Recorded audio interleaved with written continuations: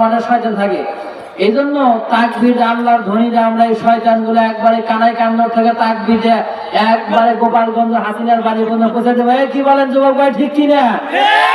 এই জন্য আমরা সবাই একটু শক্তি দিয়ে একটু গলাটা পরিষ্কার করে লিল্লাহি তাকবীর, নারায়ে তাকবীর, এ আল কোরআনের আলো, এ আল হাদিসের আলো, এ কোরআন সুন্নাহ যেখানে, এ আলেম ওলামা যেখানে, এ মমতা আছে যেখানে, থাকা যাব, শেখ হাসিনা যেখানে, থাকলে বিপদ আছে, তাই না? পরিমণি যেখানে, বর্তমানে পরিমণির যা সাইজ, গ্রেপ্তারি পরোয়ানা জারি হয়ে গেছে। হ্যাঁ, মনে হয় যে একবার কেবল বিউটি পার্লার থেকে বাইরে আছে, কি সুন্দর, তাই না? আজকে যদি এই ময়দান আমাদের মমতা যাবা সাড়ে 1টা পরে আর পরিমণি যদি আসতো, এতক্ষণ যুবক ভাইরা জায়গা পেলেনি, এতক্ষণ ময় মুরব্বী বুড়াতে ভরে গেলেন, সব জায়গা পেলেন না, মুরব্বীরা জায়গা পেলেন না, কি ঠিক কিনা? এই পুরা কানাই কাম করে একবারে ভরে গেলেন এতক্ষণ মানুষ দিয়ে, অথচ কোরআনের মাহফিল মানুষ জানি না মনে হয়। যে মুসলমান ভাইরা আমার,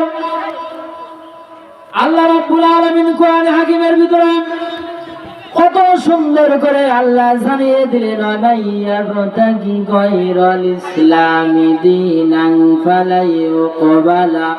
ফালাইউকবালা মিনহু ওয়া হুয়া ফিল আখিরাতি মিনাল খাসিরিন। জোরে জোরে বলি আল্লাহু আকবার।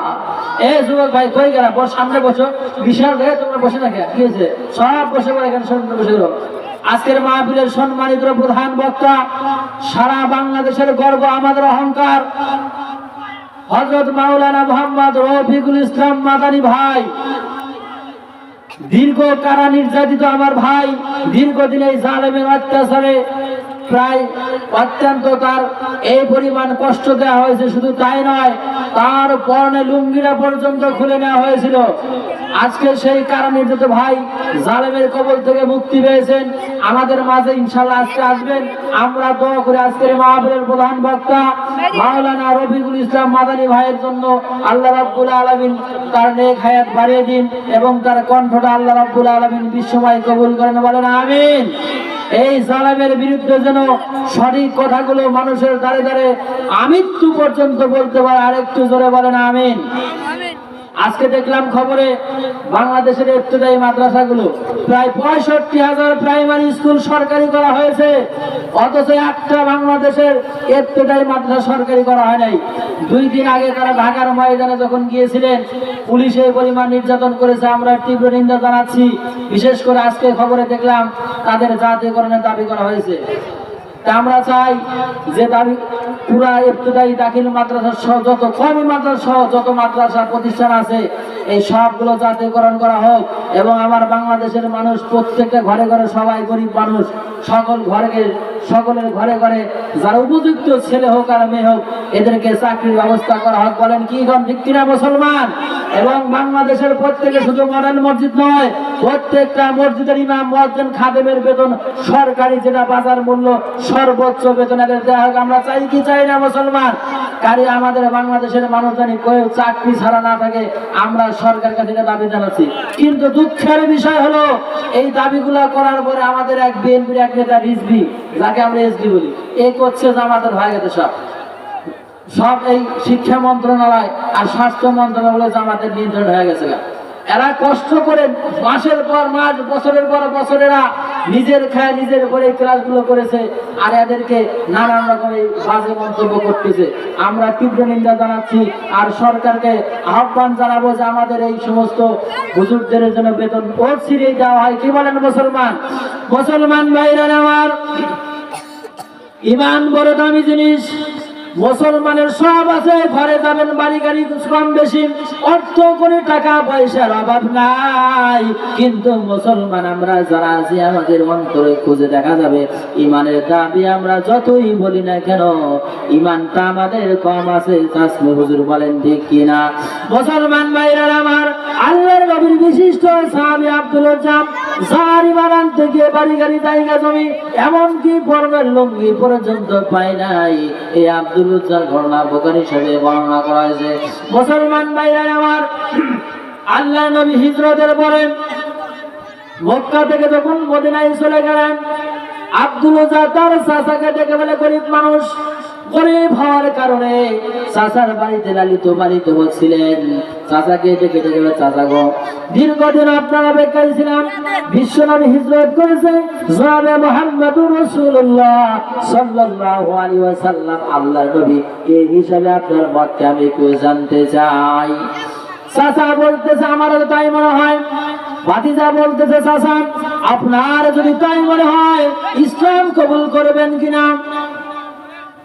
চাচা বলতেছে, না তখন না।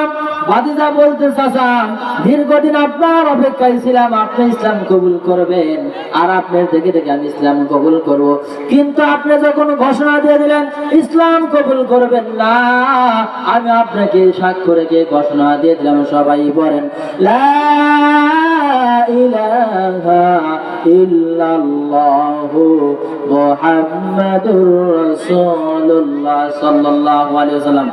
চাচা বলতেছে, ভাতিজার পরিণতি জানো? ভাতিজা বলতেছে, না। বলে, তোমার বাড়ি গাড়ি যা আছে সব ছাড়তে বলে রাজি আছি, শুধু তাই নয়, উর্দু বা ভেড়া মুরগি যা দিতে সব ছাড়তে হবে। ভাতিজা বলতেছে, রাজি আছি। চাচা বলছে, শুধু তাই নয়, গায়ে যে জামা আছে, পরনে যে লুঙ্গি আছে সব ছাড়তে হবে। ভাতিজা বলতে, চাচা ইসলামের জন্য সব ছাড়তে রাজি আছি। গায়ের জামার পরনে লুঙ্গিটা খুলে দিয়ে দিলেন। আমার ভাইরা খুলে দেওয়ার পরে হাঁটি হাঁটি পা পা করে মায়ের বাড়ি থেকে রওনা হয়েছেন।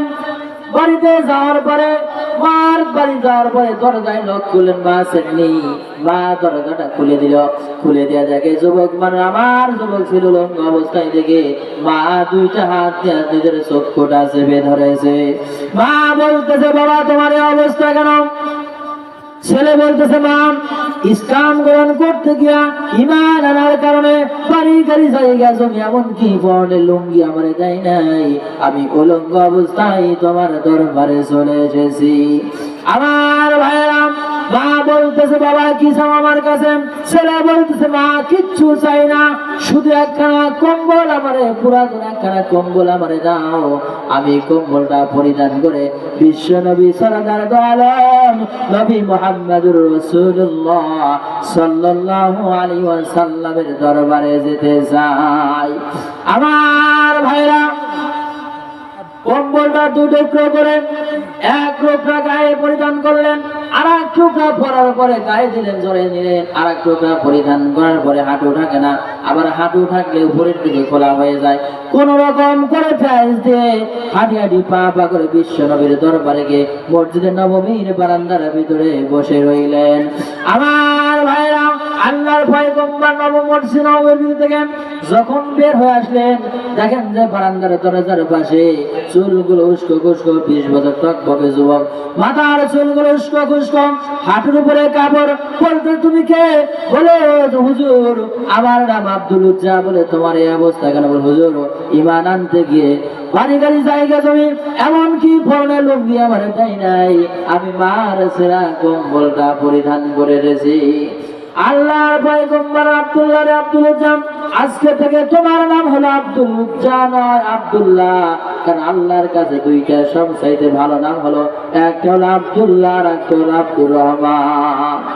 অথচ আমরা এমন সব নাম রাখি যে নামগুলো মানে মহিলা কি পুরুষ বোঝাই যায় না। আমার ভাইরা, আমি এই সিজনে রংপুরে মাহফিলে যাওয়ার পরে এক লোক বলতেছে, হুজুর আমার একটা নাতি ধরে নাম রাখেন।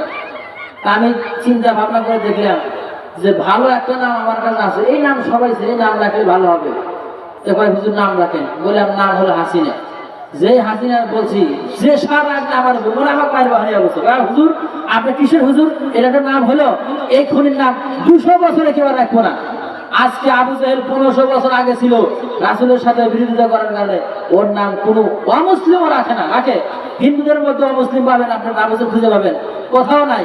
এই হাসিনার নাম কেউ রাখবে না, লোক খুব আমার উঠাবা। এরপর আরেকজন এসে বলছে, হুজুর আমার একটা ছেলে হয়েছে, নাম রাখেন। পয়লা বলেছে। আমি বললাম যে একবার নাম একটা বলেই যে ঠেলা খাইলাম, ক্লিয়ার বলবো না, কি বলেন? এইবার বলে আবু সাইদ, হ্যাঁ হুজুর এইবার ঠিক আছে, যে আবু সাইদের সারা পৃথিবীতে কি বলেন ঠিক কিনা, এই জন্য নামগুলো রাখা দরকার।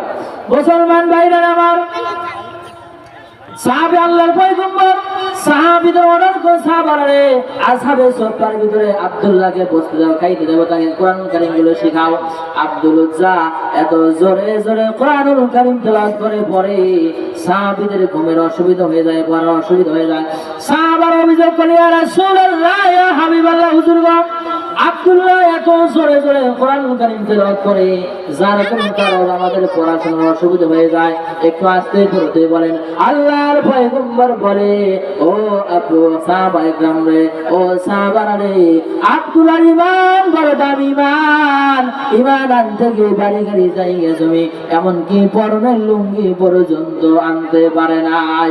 এই সাহাবায়ে کرام আব্দুল্লাহকে বেশি বেশি চিল্লাইতে দাও, কারণ তার ঈমান দামি ঈমান, তার ঈমানের সাথে কারো তুলনা হয় না। জোরে বলেন সুবহানাল্লাহ।